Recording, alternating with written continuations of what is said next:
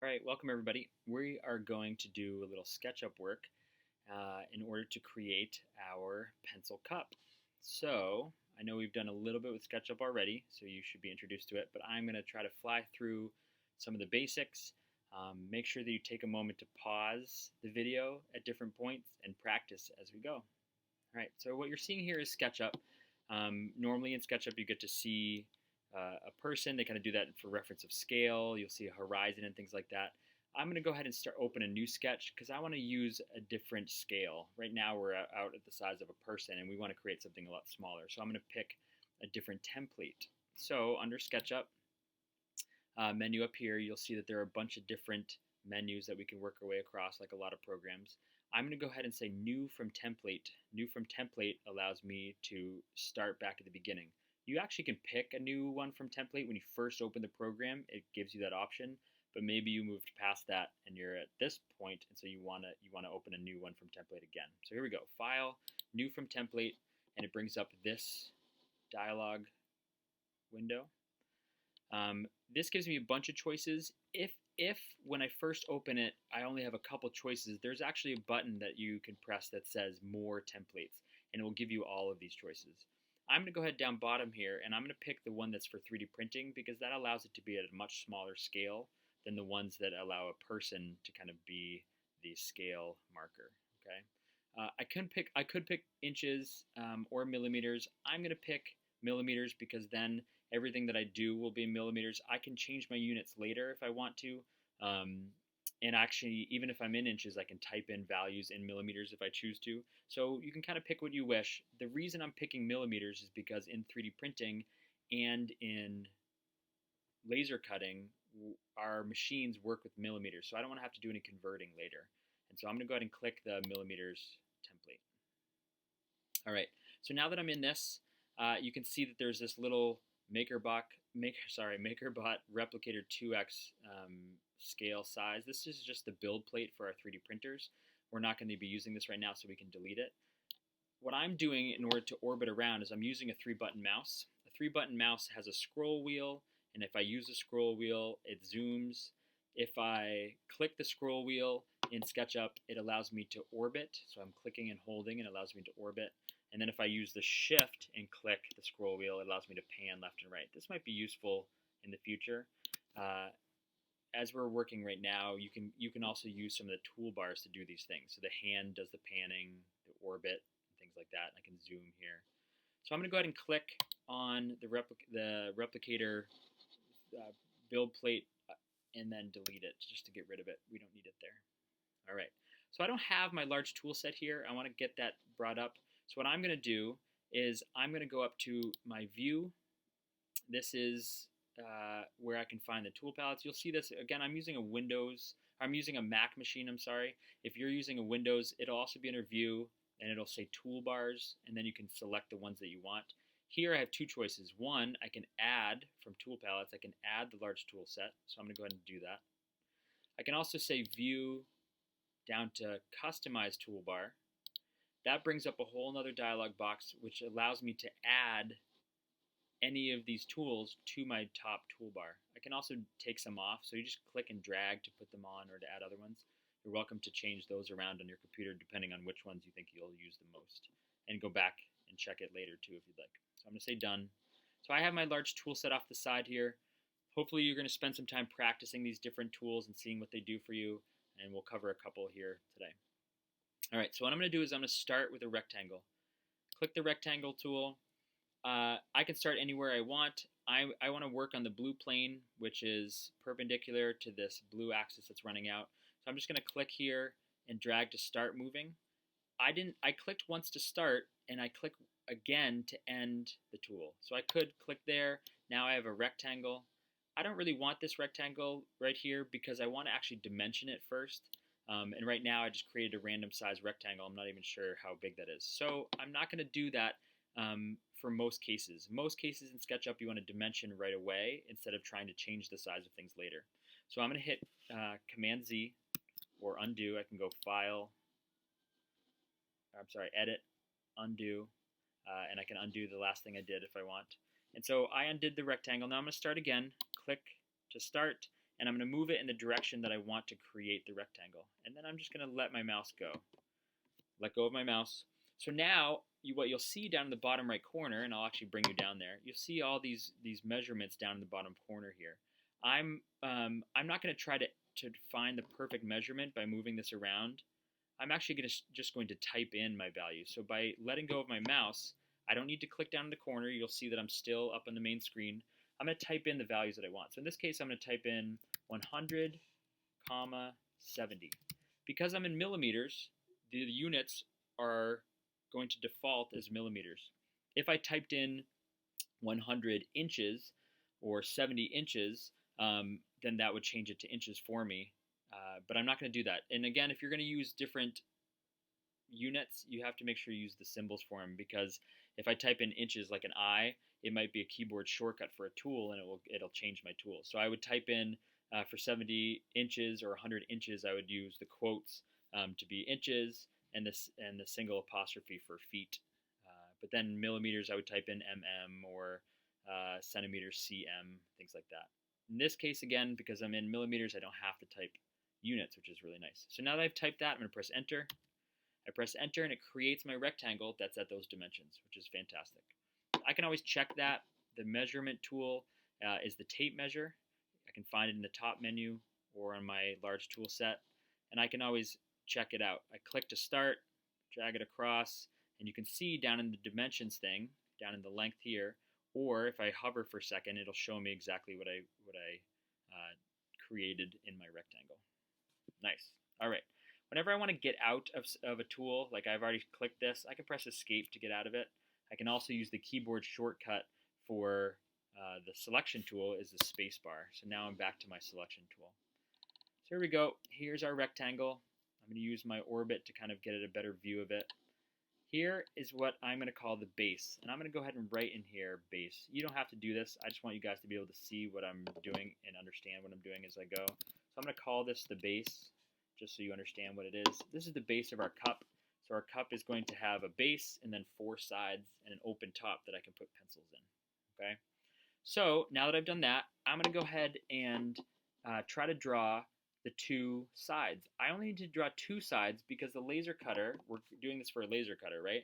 So the opposite sides of our rectangular prism are going to be exactly the same, and I can just have the laser cutter cut them twice. And so I only need to do 2 sides of this rectangular prism. But to do it, I want to make them the same exact size as this one in terms of width and length.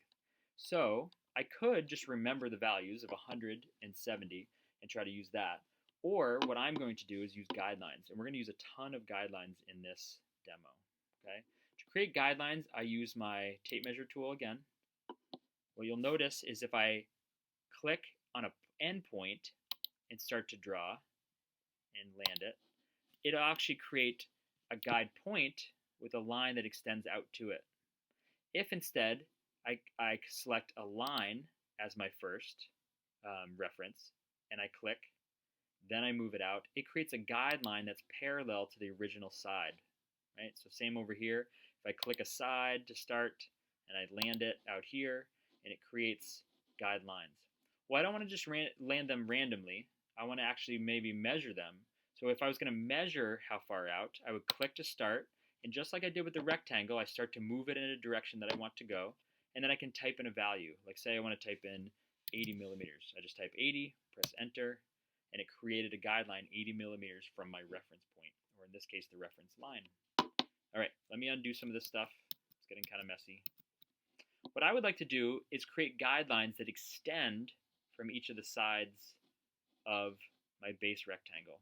So to do that, I'm going to start on one side, one edge, click to start, and I'm going to bring it up and reference it to this other side. You'll see that your mouse automatically kind of snaps to that line, which is fantastic. It helps us a lot. So when I get there, I'm going to drop it, click to drop it, click to land the tool, and now the guideline runs right along this edge. So create a guideline for the other edge. Start on this edge, click to start, bring it across, drop it on the near edge, and now I've created 2 guidelines to represent my width of my base.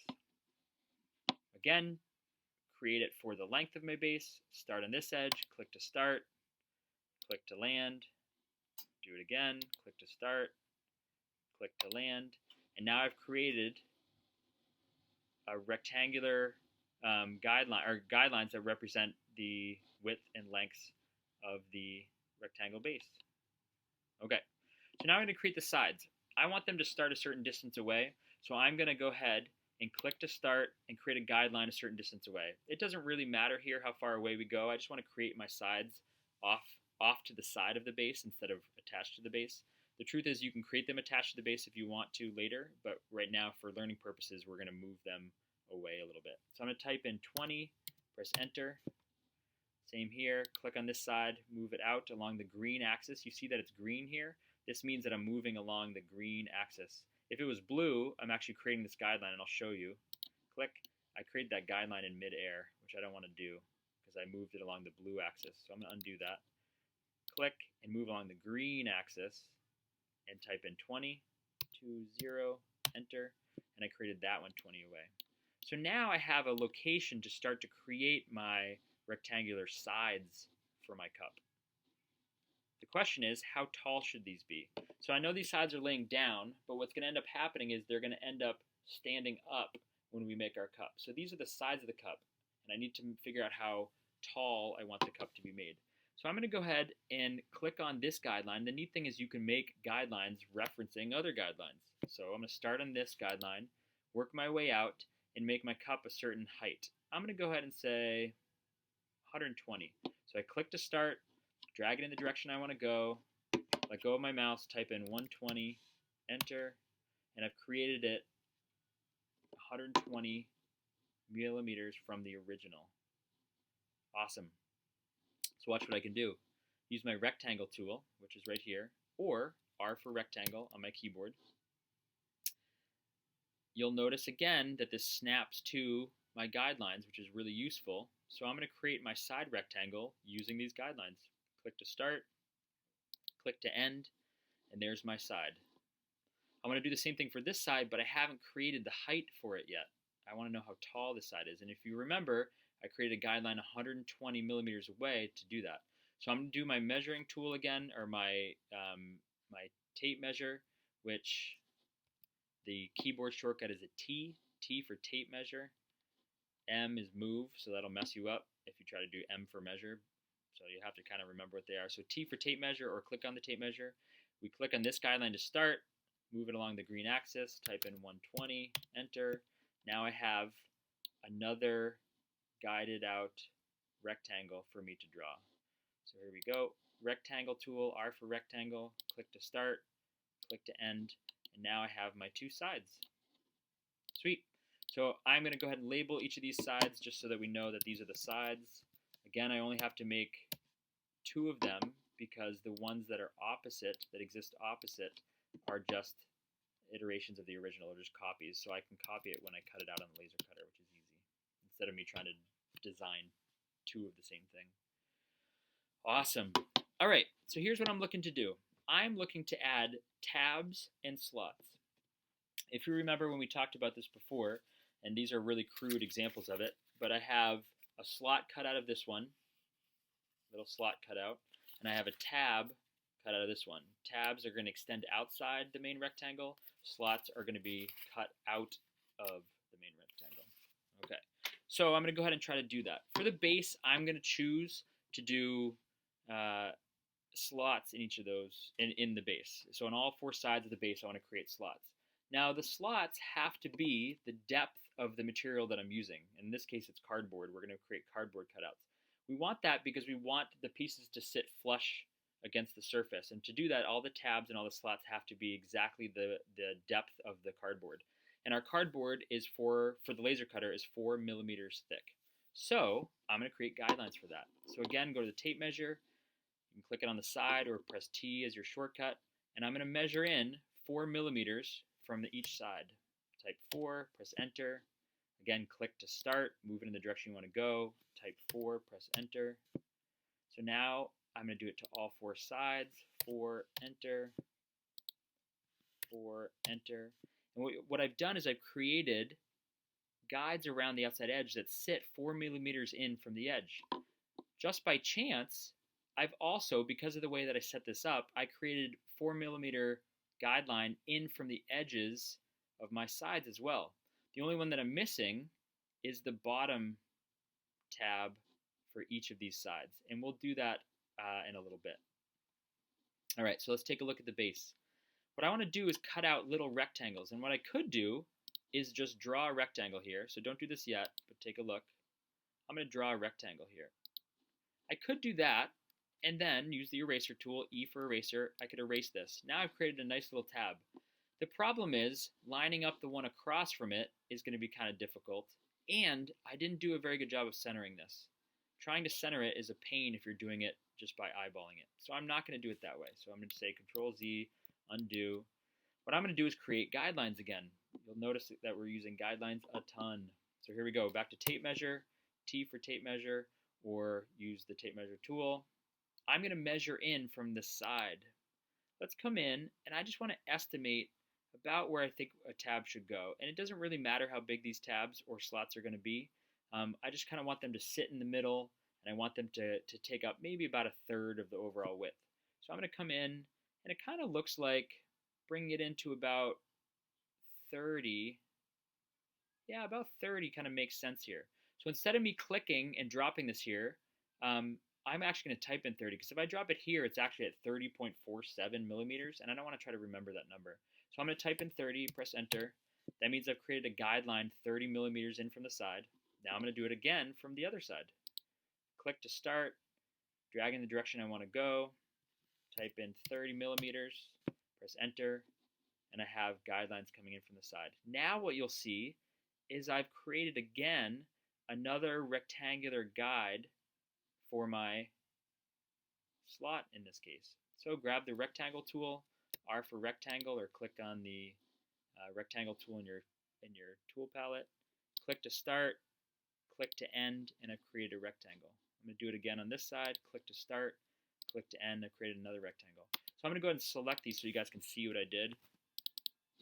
What I did here is I selected the two rectangles that I just drew. Now I have the opportunity to cut these out, and I've created my slots. So use the eraser tool, which is right here. It looks like a big eraser. Or press E for erase. And now I can just click and drag, or I can just click on the outside edge line. That ends up erasing the line, and that bounding edge means that the whole inside surface gets erased too. And so I do the same thing on the bottom here, and now I've created my two tabs. It's fantastic. Created those two tabs. It's exactly what I wanted to do.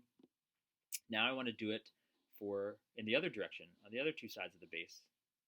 So we follow the same procedure where I click on my tape measure, or press T for tape measure, click on the side, bring it in a little ways, and try to figure out about a third of this, just because I'm using one tab. If you choose to make multiple slots and tabs on a side, you can do as many as you want. If we were really doing finger joints and woodworking, you'd put a bunch of tabs and slots along the edge for all the finger joints, not just one on either side. So I'm going to work my way in about a third of the way, kind of visually. This one looks closer to 20. Yeah, so I'm going to type in 20 and press enter. Same from the other side. Click on the edge, drag in the direction I want, type in 20, press enter.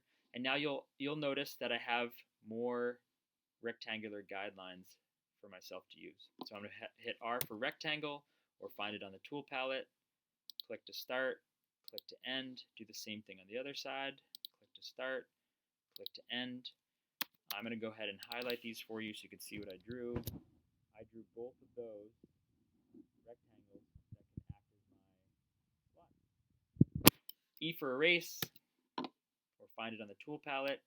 Click on this outside line, click on the outside line, and I've created my slots for my base. This is perfect. Exactly what I wanted to do. But now I need the tabs that are going to sit in those slots. So each of the sides have to have tabs to sit in there. So again, they need to be the depth of the thickness of the cardboard. So if you remember, that's 4 millimeters. So go back to my tape measure, T for tape measure. I'm going to click on the edge and bring it up. Type in 4 millimeters, press enter. Again, I don't have to put millimeters in because that's the template I'm in. So I don't have to type mm for millimeters. And I'm going to do the same thing while I'm here to my other side. Work my way up from the edge, type in 4 for 4 millimeters, and press enter. And what you'll notice now is I have this great little rectangular guideline again that can act as my tab this time. So to create a tab, I actually have to cut out, I don't want to cut this part out, I want to cut out the corners. So this is where it gets a little weird for a second, is I'm going to use my rectangle tool again, R for rectangle, or find it from your tool palette, and I'm going to make rectangles in the corners here. So one there, one here. Let me select them so you guys can see where I drew them. I drew them in the corners so that I can keep the middle rectangle and eliminate the two side rectangles. That allows there to be notches there, or even slots you might say, and a tab in the middle that can sit in the slot on this side.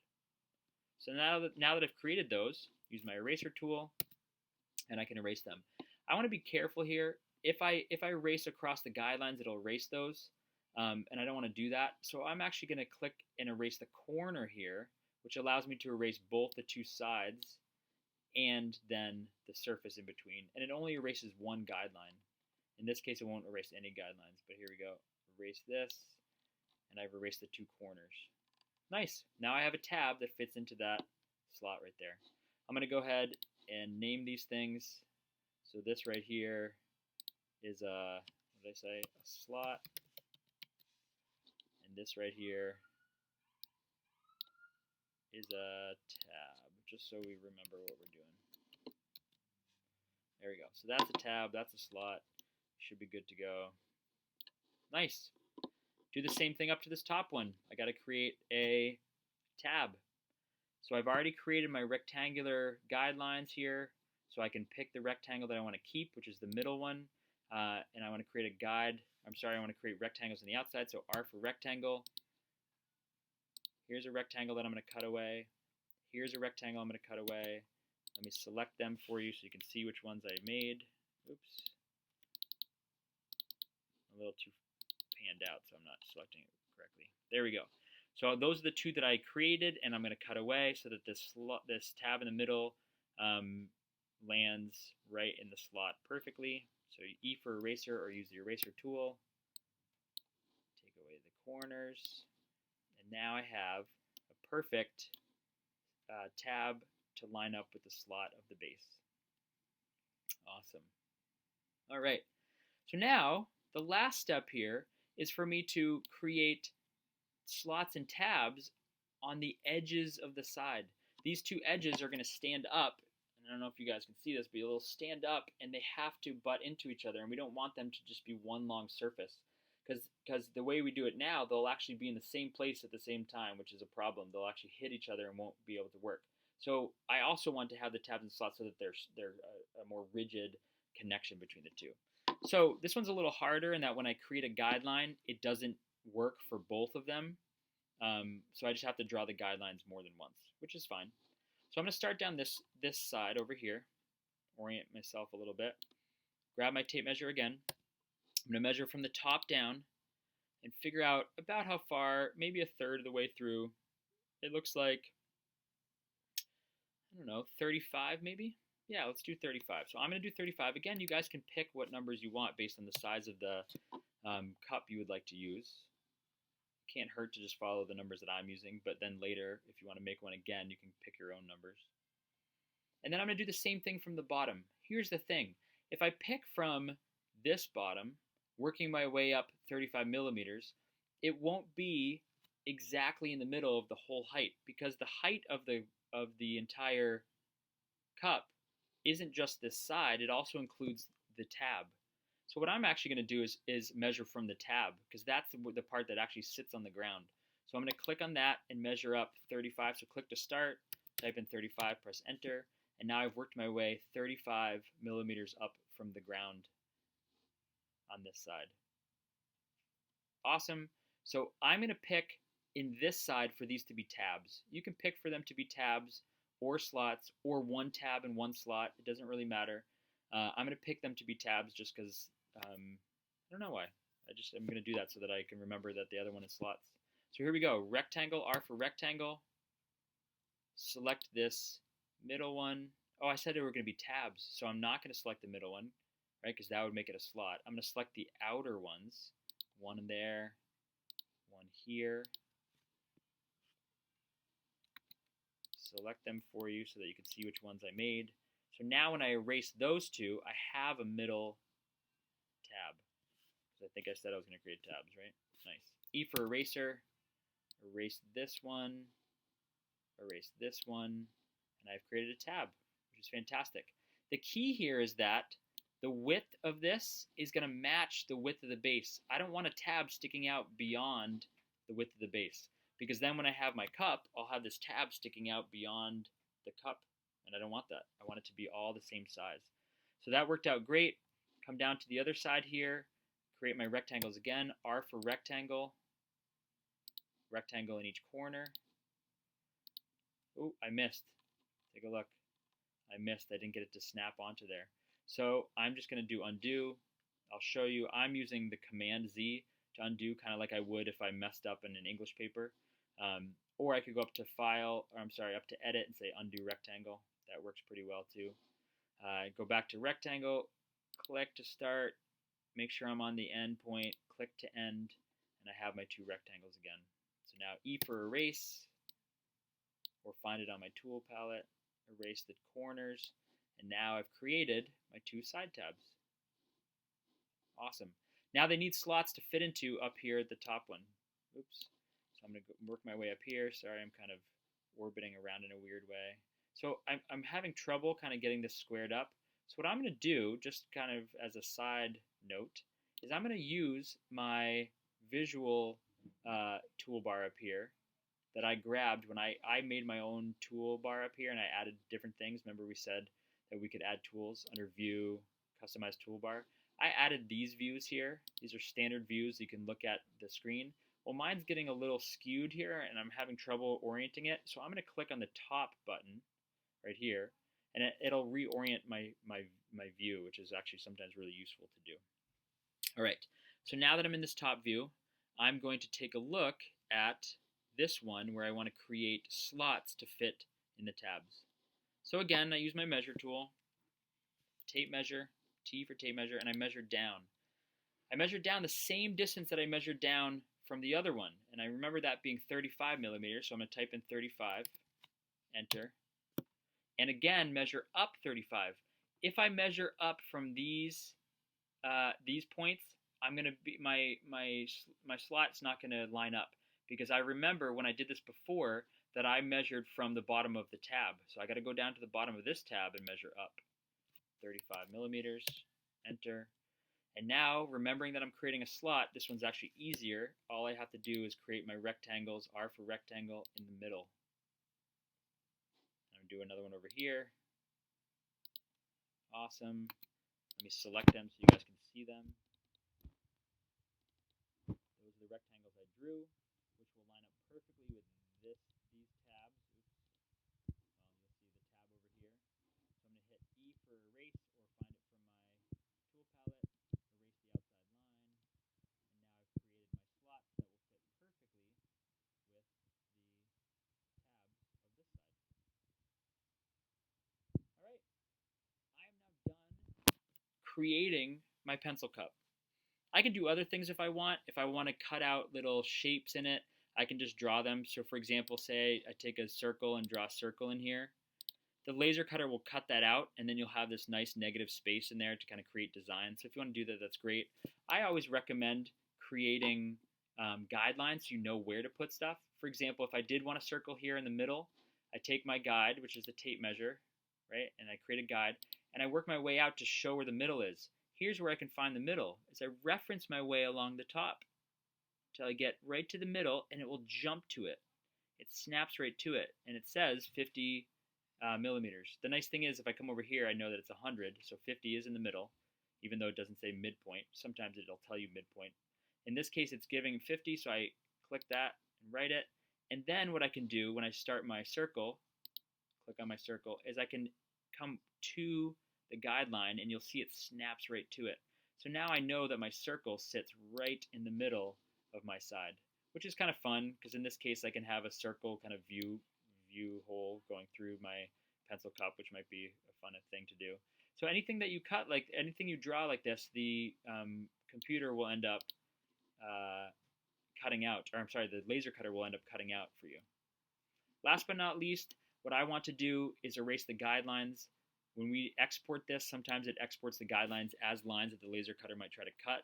So the easiest way to do that is up in our menu up here, our SketchUp menu, we go over to Edit and down to Delete Guides. When I delete the guides, all of them are gone, which is fantastic. This allows me to then export this in and then send it over to Mr. Love to laser cut. And that explanation of how to export it is on a different video. All right, you guys, good luck.